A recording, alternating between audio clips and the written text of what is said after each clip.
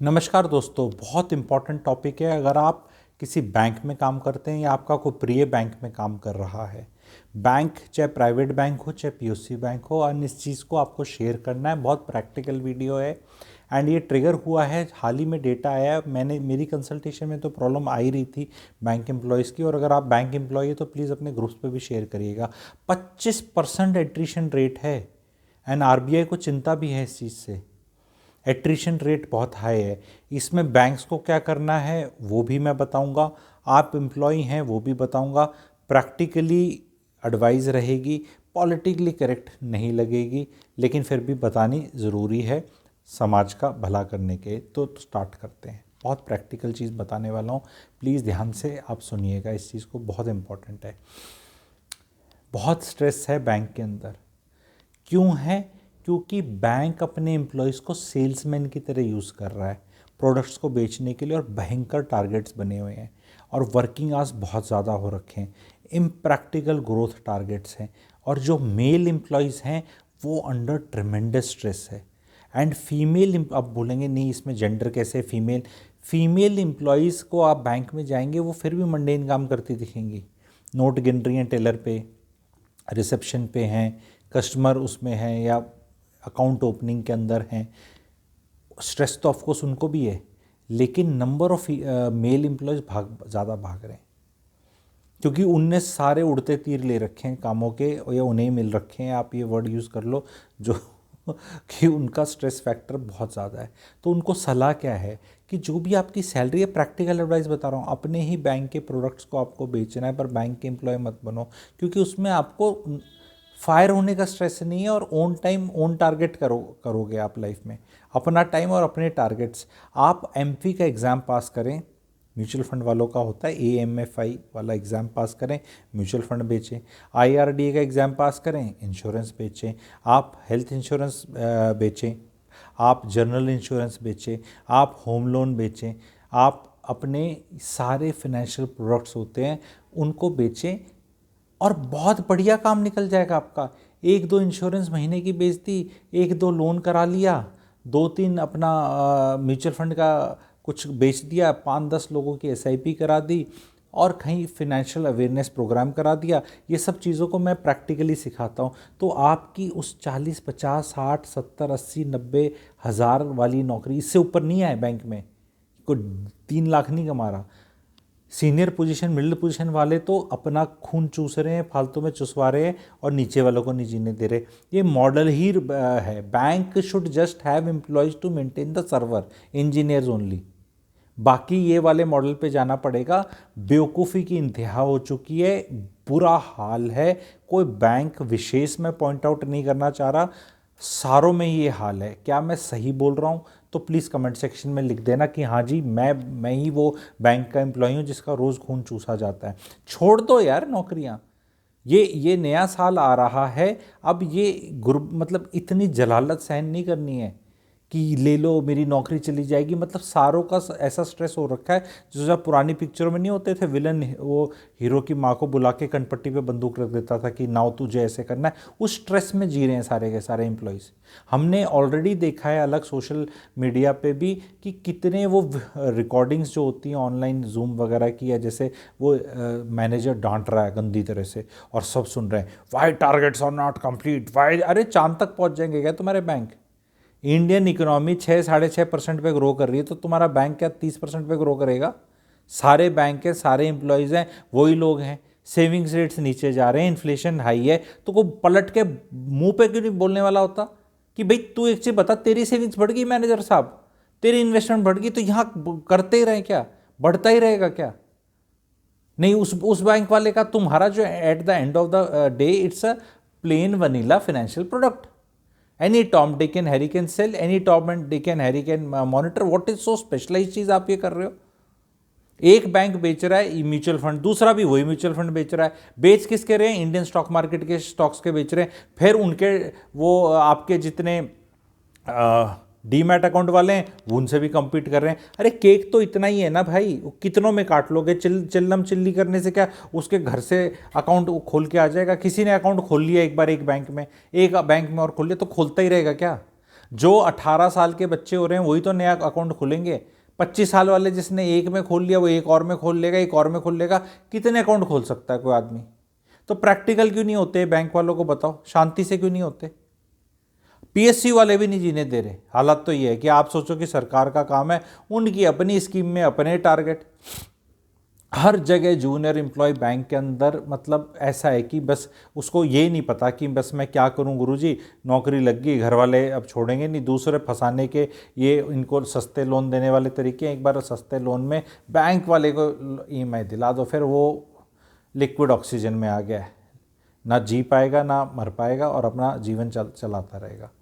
बहुत working environment of banks पे ministry level पे, गवर्नमेंट लेवल पे ऑडिट होना चाहिए वर्किंग आवर्स पे। एक तो ये सबसे बड़ी बेहूदी चीज़ थी जो ये सैटरडे वगैरह का इनका वर्किंग करा कि नहीं उनको ग्राहक को छुट्टी होगी तो ये ऐसा रहता है, अरे भैया छुट्टी ले लेगा।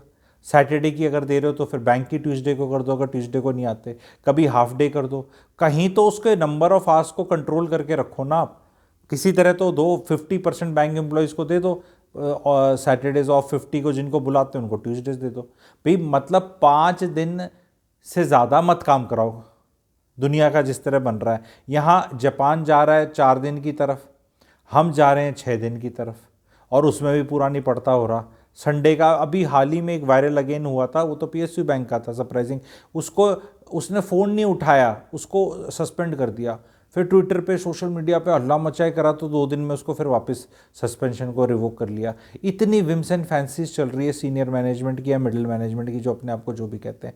सरकारी बैंकों में देख लो, मैनेजर जो अधिकारीगण हैं, जो क्या बोलते हैं, बैंक पीओ जो बोलते हैं जो है, भैया वो उतने ही हैं जितने क्लर्क हैं। कोई ऐसा थोड़ा ना कि क्लर्क 10 गुना बड़े हैं, ज़्यादा हैं रेशो में। अपने को कोई कुछ मर्जी कह लो, काम तो उतना ही बढ़ रहा है ना, और उतनी एक्सपेक्टेशन हो रही है। इनफैक्ट जो क्लर्क लेवल के लोग हैं उनका जीवन फिर भी सुखी है, उनकी घटिया पोस्टिंग नहीं होती, एक जगह बैठ जाते हैं। मेरा मानना ये है, अगर आप बैंक में 10-15 साल से ज़्यादा काम कर चुके हैं, आपका एक्सपीरियंस हो चुका है, आप ये सारे छोटे मोटे एग्ज़ाम्स निकालें, से भी ये जो भी कंडक्ट करते हैं अपने, जो भी बॉम्बे स्टॉक एक्सचेंज का कुछ कोर्सेज़ होते हैं, मॉड्यूल्स होते हैं, में से एमफी के बताए, आईडी के बताए, वही फाइनेंशियल प्रोडक्ट बेचो ना, पोस्ट ऑफिस की स्कीमें बेचो ना, सारी चीज़ें बेचो। और हर एक में मैंने बताया, जो भी आप अपनी तनख्वाह लेके बैठे हो, भाइयों बहनों ध्यान से सुनो आप, 1-2 home loan, 1-2 home loan, 1-2 policy, थोड़े म्यूचुअल फंड की एसआईपी, एक आधा लमसम म्यूचुअल फंड, इतने में आपकी तनख्वाह निकल गई। इससे ज़्यादा करोगे तो प्रॉफिट। और सबसे इम्पॉर्टेंट, जो भी ग्राहक आपका बैंक में आता है वो आपसे चिपकता नहीं है, लेकिन पर्सनल लाइफ में जब आप लोगों को सर्विस देते हैं एंड लोगों को गाइड करते हैं तो वो आपके लिए हमेशा हो जाते हैं। उसी की फैमिली में आपने एक को इंश्योरेंस दी, जब दूसरे की बारी आएगी वो भी उसी से लेगा। आपने एक को हेल्थ इंश्योरेंस दी, वही लेगा। आप उनके friendly neighbourhood Spiderman investor adviser बन जाएंगे। 5-6 सर्टिफिकेशन करनी है, और थोड़ा जज्बा और अच्छा है तो भाई एफपीएसबी टाइप करो, उससे सीएफपी कर लेना, सर्टिफाइड फाइनेंशियल प्लानर। सारी प्रैक्टिकल चीज़ें बता रहा हूँ मैं आपको। नहीं वो तो तुम हमें मुश्किल लगता है, अरे तुम मुश्किल में कौन सा मैं बोल रहा हूँ, सीए की तरह 10 साल तक लगे रहो उसमें, सीएफपी फिर भी बन सकते हो, बन जाओगे, क्योंकि आपका फिनेंशियल मार्केट में तो हिस्ट्री मानी जाएगी ना, 10 साल से हो। और यूट्यूब चैनल खोल लो। उससे याद आया, मेरा फाइनेंस विद सैंगो का चैनल है, आप जाएं, प्रैक्टिकल चीज़ें बताता हूँ मैं, सारी की सारी चीज़ें। जीवन में प्रैक्टिकल हो जाओ। नौकरी वाले नौकरी पे टारगेट टारगेट टारगेट करके जीवन स्वाह कर लेंगे, आत्मा चूस लेंगे। जैसे हैरी पॉटर में डिमेंटर्स हैं, वो आपकी सोल सक कर लेते हैं, वैसे ही बहुत डिमेंटर्स घूम रहे हैं नौकरी पे, और ये बैंक वाले सेक्टर में ज़्यादा है।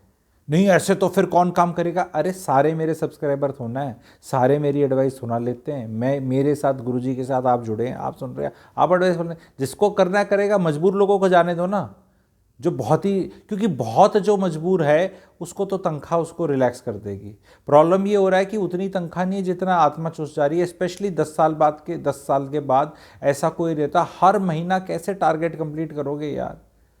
अभी क्वार्टर एंडिंग, हर महीना is month ending, then we have quarter ending, then we have half yearly ending, then we have financial year ending.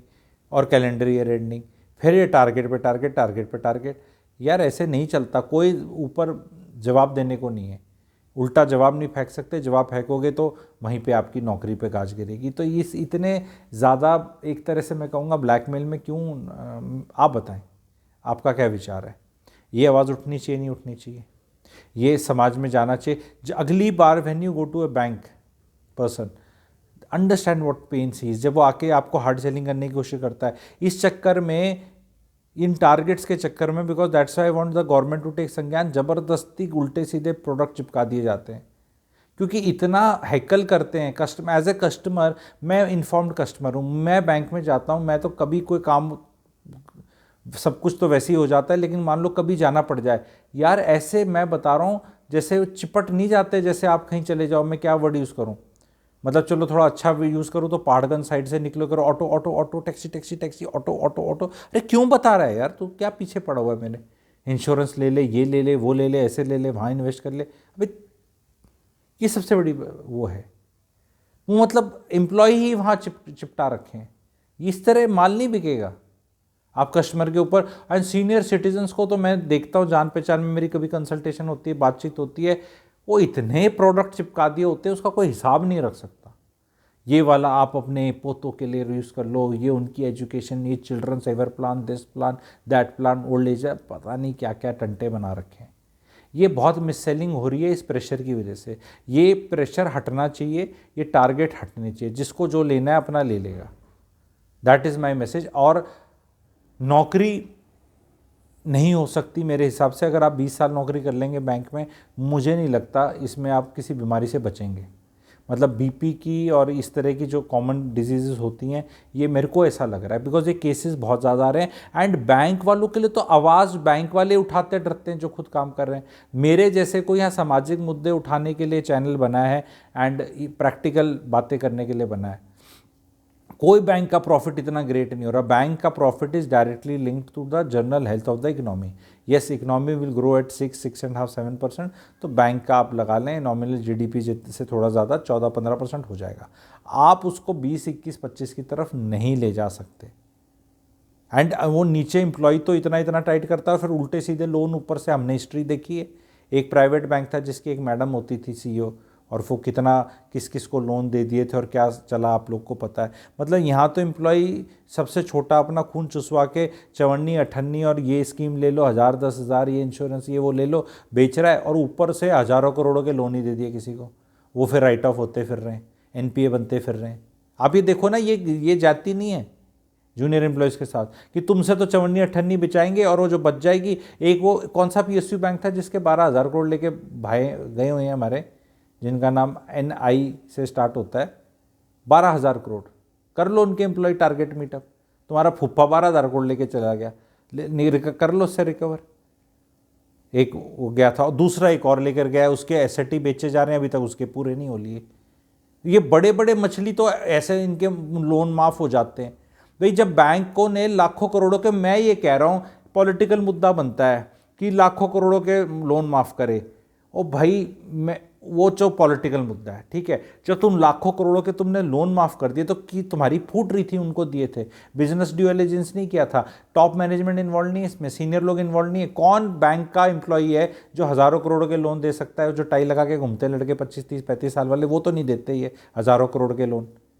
उनने हज़ारों करोड़ों के लोनों का तुमने सत्यानाश कर दोगे, और आम आदमी पे, जो नॉर्मल आदमी है, उस पे आप अपने इन लोगों को टारगेट मीट करने के लिए करोगे। यार ये गजब का नाइंसाफ़ी यार। एंड इस पे कोई बोलने को तैयार नहीं है। मैं कह रहा हूँ किसानों के लोन माफ़ कर दो, पूंजीपतियों के माफ़ कर दो, सबके कर दो, तो सिस्टम को तो रिलैक्स रखो ना। जब तुमने लाखों करोड़ों के लोन माफ़ करके, वो बैलेंस शीट भी तो माफ़ होते हैं, प्रॉफिट स्टेटमेंट और नेट प्रॉफिट जहाँ निकलता है उसी पे तो होते हैं वो। तो जो ये खून जिसका चूस रहे हो, और ये आगे दुनिया का वो चीज़ें गलत करने को तैयार है, तो आत्मा आपकी नहीं तड़पती क्या ऊपर वालों की, या कॉमन आदमी की नहीं होती? ये these are the fights which you should be fighting, these are the videos which you should be forwarding. Comment section में लिखें आपको इस पर क्या लगता है, क्या ये मुद्दे उठने चाहिए, कैसा लगा आप बताएं। नए साल में प्रैक्टिकल मुद्दे उठाएंगे आप सब लोगों के लिए। Thank you very much.